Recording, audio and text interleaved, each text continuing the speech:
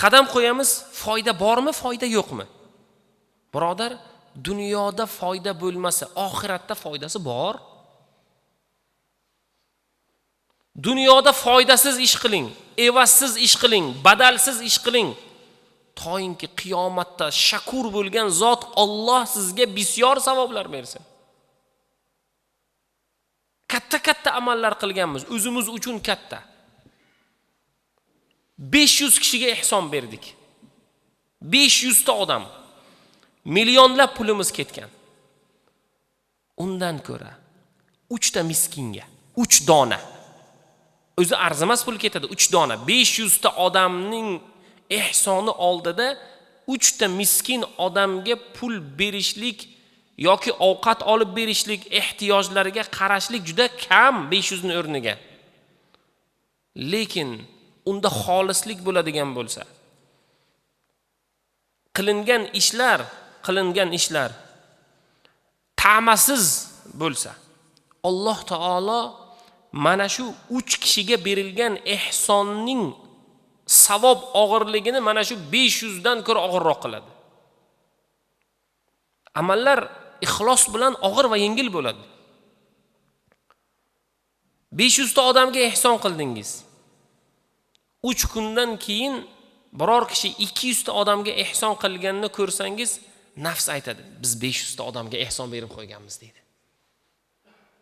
O'zidan o'zi kibrlanishga, ujubga borishlikka, manmanlik qilishlikka boshlaydi. 1 yil o'tib, odamlarning qaysidir 20 kishilik ihsoniga borib qolsangiz, biz 500 lik odamlarga ihson berganmiz deysiz. Odamda ta'ma, odamda ujub, odamda riyo, odamda manmanlik hissi kezadi. Shuning uchun qilingan amallarini boylar Payg'ambar sollallohu alayhi va sallam ihsonni ta'limotini bizga qanday tushuntirdilar? O'ng qo'l bilan berilgan ihsonni chap qo'l bilmasin dedilar. Bilsa nima bo'libdi, birodar? Bilsa riyo bo'ladi. Bilsa ujub bo'ladi. Bilsa g'ururlanish bo'ladi, birodar. Mana shuning uchun Alloh taoloning o'zi har birimizga fazl o'laroq kichik amal bo'lsin, katta amal bo'lsin, chin dildan bo'lsin, xolis bo'lsin. Yana aytamiz, bugun o'tgan juma amr ma'ruflarda aytdik, undan oldingilarga aytdik. Birodar, sizga kerak bo'lgan narsa birodaringizga ham kerak. Sizning nafsingiz xohlayotgan narsa, sizning nafsingiz qiynalayotgan narsaga birodaringiz ham muhtoj. Sizni farzandingiz olib bering deb xarxasha qilayotgan qaysidir dunyoviy matoh bo'ladimi, kiyim bo'ladimi, qaysidir narsa bo'ladimi? Birodar, birodaringizni ham, kambag'alni ham, imkoniyati hozircha cheklangan insonlarni ham farzandlari shuni xohlaydi. Siz o'ylaysizki, sizga kerakli narsa bir o'zingizga kerak deb o'ylaysizmi? Yo'q. Payg'ambar sollallohu alayhi va sallam nima dedilar? Musulmon haqqoniy mu'min bo'la olmaydi, musulmon bo'la olmaydi toyinki o'zi yaxshi ko'rgan narsani birodariga ravo ko'rmasa. Ahmad ibn Miskin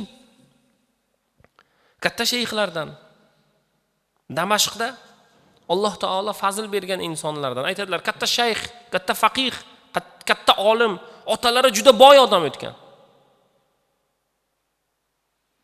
Aytadilar, diyorimizda shunaqangi qurg'oqchilik keldi. Hech kimning ishi yurishmayapti. Ahvol juda tang, bizni ham ahvolimiz tang.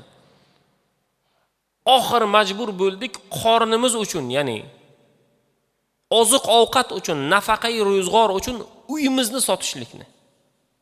Aytmayaptilar, tijoratim kasod bo'lgani uchun emas, qarzdor bo'lganim uchun emas, yoki biror bir odamga aldanib qolganligim uchun emas. Narsa-yu qurg'oqchilik. Shuni oldini olishlik uchun uyimizni sotamiz. Uy ham katta uy, otamizdan meros qolgan. Shuni majbur bo'ldik sotishga dedilar. Ko'chaga chiqdim. Uyni kimga aytay? Qaysidir tijoratchiga aytaymi? Qaysidir joyga e'lon qilaymi? Bozorga borib baqiraymi? Uyimni sotaman deb. Shu holatda chiqsam, o'rtog'im Abu Nosirni ko'rdim dedilar.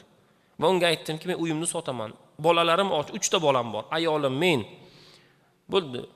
Boshqa joyda muammoyimiz yo'q, lekin yeyishga ovqatimiz, kiyishga pulimiz Zaxiramiz yo'q, tugab qoldi hammasi. Deganda Abu Nasr aytdilar. Uyingni sotguncha farzandlaring och bo'lsa, mana bu ikkita non ichida, nonni ichida bizda ham odat bor-ku, shirinlik qo'yish, holva qo'yish, asal qo'yish. Bir shirinlik qo'yib berdilar, mah dedilar. To uyingni sotguncha bolalaringga shuni yedir dedilar. Men ham senga bundan ortig'ini bera olmayman dedilar. Ahmad ibn Miskin uylariga kelyaptilar. Uylarga kelganda ozgina qolganda bir ayol keldi, yosh bolasi bor qo'lida. Birodar dedi, Alloh uchun farzandim go'dak, yosh, 4 yasharlik, qorni och. Qo'lingdagi narsani ihson qil menga dedi. Ahmad ibn Miskin o'rtada arosatda qoldilar. Ihson bersalar, 3 ta bolalari bor u kishini. Bu ayolga bermasalar, Xudo uchun deyapti. O'rtada qoldilarda shayton u kishini vasvasa qilishni boshladi. Berma Ahmad ibn Miskin. Bu ayol bitta, farzandi ham bitta. Seni 3 ta bolang bor, ayoling bor, sen o'zing ham qorning och.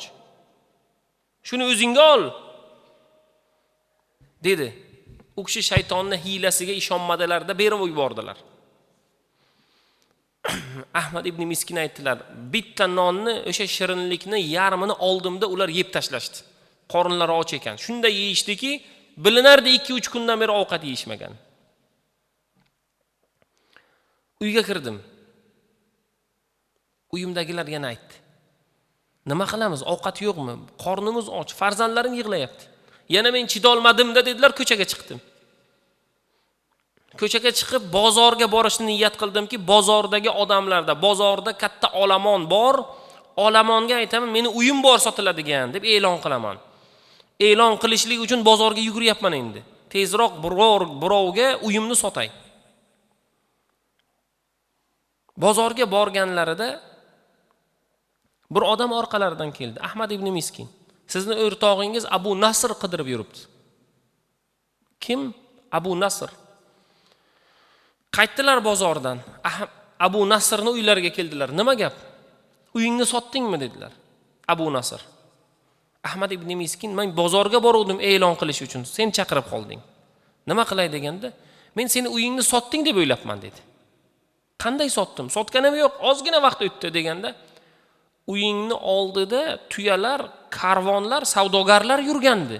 Men o'shalarga seni sotding deb o'ylabman dedi. Yo'q, yurunda dedilar ikkovlar. Yurdilar. Haqiqatda Ahmad ibn Miskinning uylarida tijoratchilar, tuyalar, hadiyalar, sovg'alar.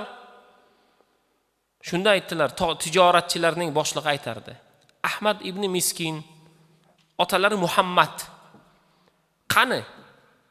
Ahmad ibn Miskinning otalari 7 yil oldin vafot etgandi.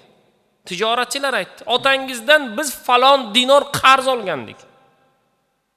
Qarzimiz bor edi. Bizni diyorimizda qurg'oqchilik bo'ldi, tijoratimiz orqaga ketdi, lekin sekin-sekin biz oyoqqa turdik, otangizdan olgan pulimizni mana qaytaryapmiz. 300 tilla tanga. Va shuncha kech qoldirganimiz uchun payg'ambar sollallohu alayhi va sallamning hadislari bor. Kim qarz olsa, birodariga chiroyli to'lasin.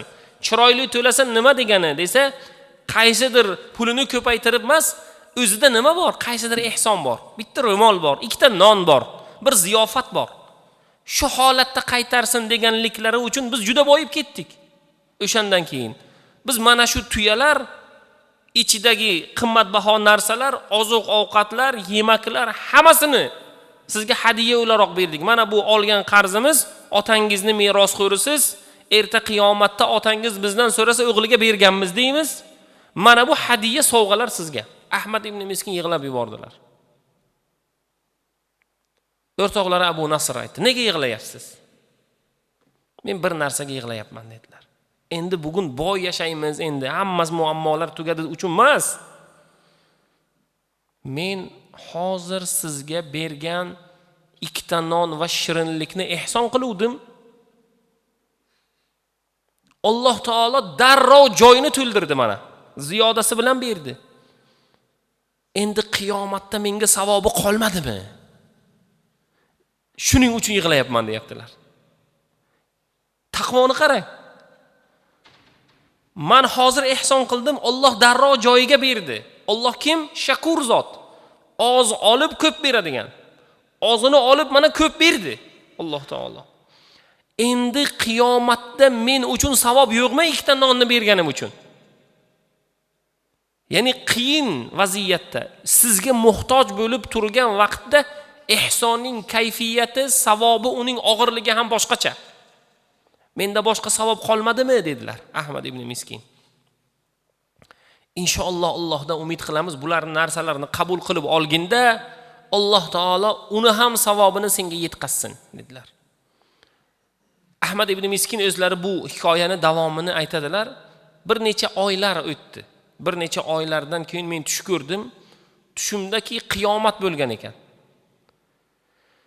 Qiyomatda meni nomai a'molimga savoblarim, gunohlarim keltirilib qo'yilganda savob amallarim gunohlarimdan yengil kelyapti. Ihson berganman, ziyofat berganman, yetimga, nochorga, hammaga yordam berganman. Lekin baribir gunohlarim og'ir, savoblarim yengil.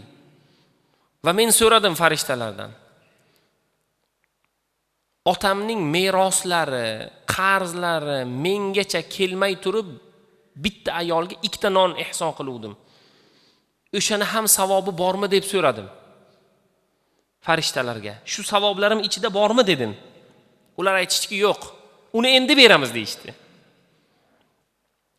Mana shu savob keltirilib qo'yganda o'zi ikkita non, orasida shirinlik, o'zi arzimas narsa bo'lsa ham uning savobi ozgina, kamgina keltirilib qo'yilganda uning savobning og'irligidan savob tarafi shunaqangi og'ir keldiki, gunoh tarafini ko'tarib yubordi dedilar. Shuning uchun olimlarimiz aytadilar. Ihson katta kichikligi muhim emas uni. Ozgina bo'lsin, zarra bo'lsin. Bir yetim odamga bir kosa taom bo'lsin. Uni bir kosa taomni o'zini bir mehmonga berishga uyalasiz, oldida bir narsa berishingiz kerak. U muhim emas, birodar. Ihsonning qalbdan, ixlos bilan, chin dildan, xolis Alloh uchun bo'lishligi juda muhim.